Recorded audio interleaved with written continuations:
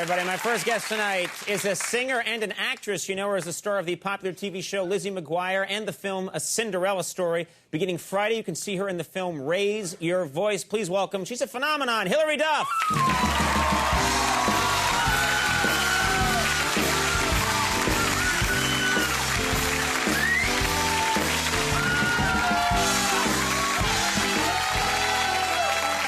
Thanks for being here. Thank you for having me. I'm so excited. This is, settle down.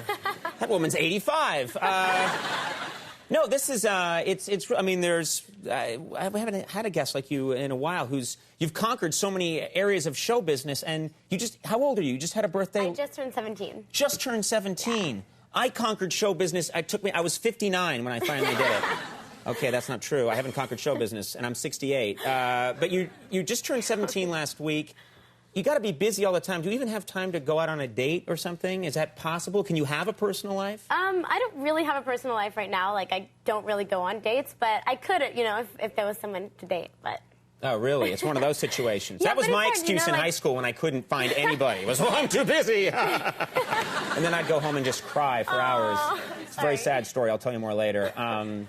But you just don't have the time, right? It's hard. Like, I'm always traveling, you know, and I finished high school, so it's like, where am I supposed to meet anybody, you know? And I'm traveling, and plus, if I try and date someone in the business, like, everybody gets all over it. Yeah, because that's another problem, is that you've become so famous that it must be hard for you to go someplace and just be yourself, or just be. Do you disguise yourself when you go anyplace? I don't know. I mean, like, if you are at a restaurant and you see someone walking in that has, like, a hat and glasses, you're like, who's hiding under there, you know? So that doesn't really work. Right, I've never tried, like, a wig or anything. But... You've never tried a mustache or dressing like Charlie Chaplin no, or something? No, because then I think if somebody, like, found out that it was me and they were like, Hilary, then I'd just be embarrassed that I was wearing a mustache or something. You know? Right. Well, especially a mustache would be really stupid.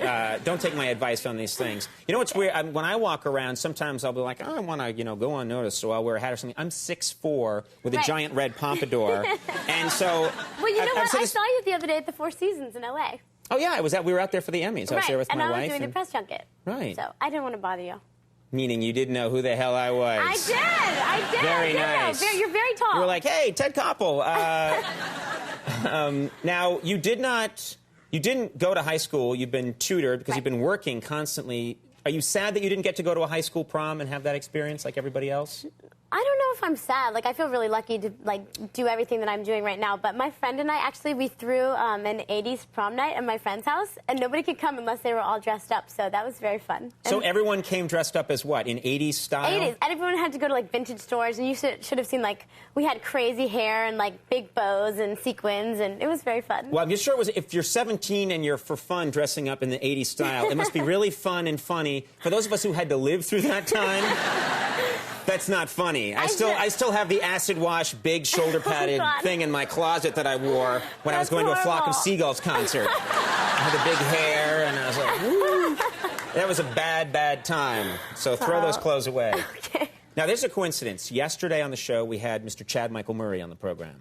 And he was talking about how he had a kissing scene with you in Cinderella Story, and that you guys, he never got specific, but he said there was a little trouble with the kissing scene, and you guys had to work on it. And I thought, well, I know nothing about the movie business. How does that even work? Well, what happened was, like, we had been working together for 3 days. It was, like, the very beginning shoot of the movie. We had never met each other. You meet each other, and you just start to work with each other. Right, and we have, like, this really big kissing scene, and it's in front of, like, a bleacher full of, like, 300 people, a crew, everything. And it's, like, really specific, because it's, like, supposed to rain and everything, and there's all these problems, and the director wasn't happy, and so he's like, well, let's go into the trailer and practice. The director says this, and I'm like, okay.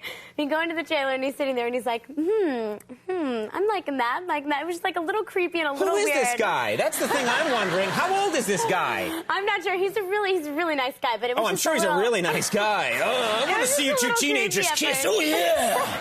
Yeah. Hey, do that again. Yeah. What would you have done if at some point the real director came in and was like, who's this guy? Get out of here. I'll be back. And ran away. It's funny.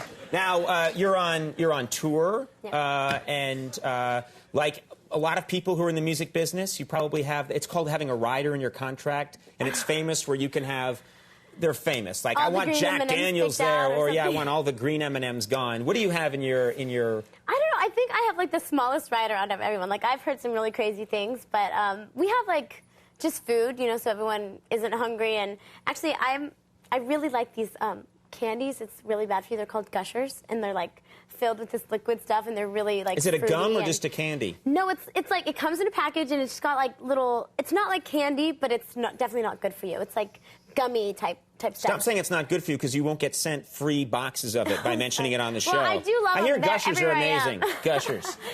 Strawberry flavor. Strawberry flavor Gusher. They're Hilary Duff's favorite. That's right.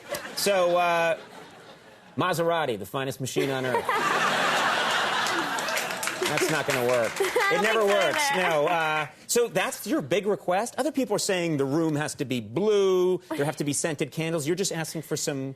No, well, you know what, Tish, she's our wardrobe lady, and she's really great. And sometimes the venues you play in are, like, not the nicest. So she'll, like, hang up kind of, like, sheet-looking things that are, like, bohemian or, like, different themes that are pretty. And she'll put candles, but it's not like I request it. Like, she does it because she's a nice lady, you know? That's cool. Now, you do a version of the song My Generation. The favorite, like, one of my favorite bands of all time is The Who. And they do this great song, My Generation. But there's this famous line in that song, I hope I die before I get old, and you changed it for your version. Are you mad at me? No, let's hear what your version is. What? Your version is... It's, I hope I don't die before I get old. So we changed it to be a little more positive. Right. You changed the punk message a little bit from, like... Yes. And then the second line is, drink milk, get 9 hours of sleep a night. Take your Rock vitamins. on! Woo!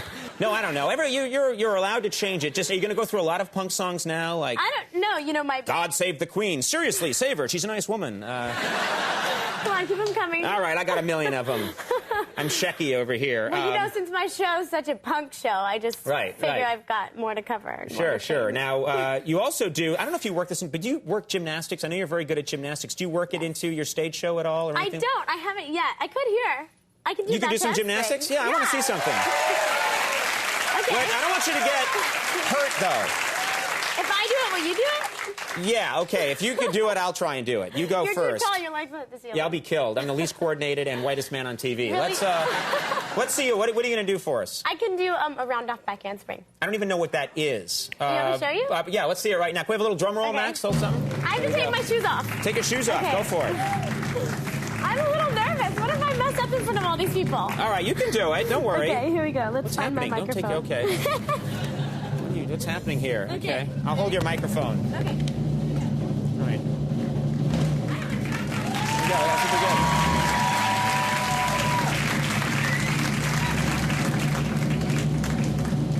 good. Oh my God, that was good!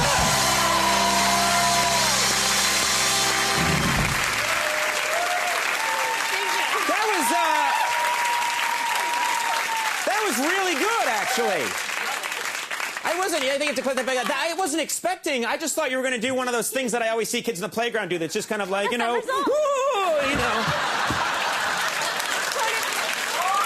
I know it's going to be one of those. I think you need some lessons. You know, one of those kind of things. I didn't think you were going to go back. That was actually that was cool. Thanks. Wow. All right. Very nice. I forgot what I was going to talk about. You feel a little intimidated? Like, yeah, I was. You were like, I'll do it, and then you do it. I'm like, okay, and then I watched you do that. My body would fall apart if I started to do that. My head and legs would fly off in different directions. People in the audience would get hit by body parts. We have a clip here from your movie, Raise Your Voice. Yeah. What can you tell us about what's going on here? Basically, it's just like a little more dramatic than some of the movies that I've done before, and it has a really interesting cast. Like Rita Wilson plays my mom, and John Corbett's kind of like the mentor, and he's the music teacher. Yes, yeah. And Jason Ritter plays my brother, and it's just like very, you know, a big tragedy happens to this girl, and it's all about like perseverance, and she goes off to this school to be like a singer and a songwriter, and it's very interesting. All right, let's take a look at this clip from Raise Your Voice. I mean, I like you. A lot. Yeah, I like you too.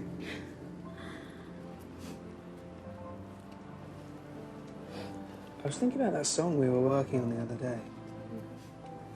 I thought we should do it for our final performance piece.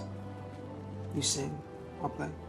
We could split the scholarship, and we could write something really meaningful. Okay? Yeah. Do you want to try that again? What?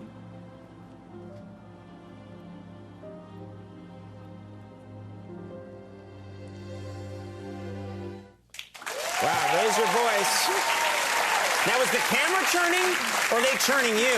You know, we actually had like 5 minutes to shoot that scene, and there was like a camera track that was going around. That's the weird thing. Oh no, we were dancing, so we were like having to. Did they have you on a Lazy Susan for that scene? Was someone going like... I just wanted to do the sound effect. Raise Your Voice opens this Friday. And Hilary Duff, thanks so much for making time for us. Nice to have you on the show. Anthony Kiedis coming up. We'll take a break. We'll be right back.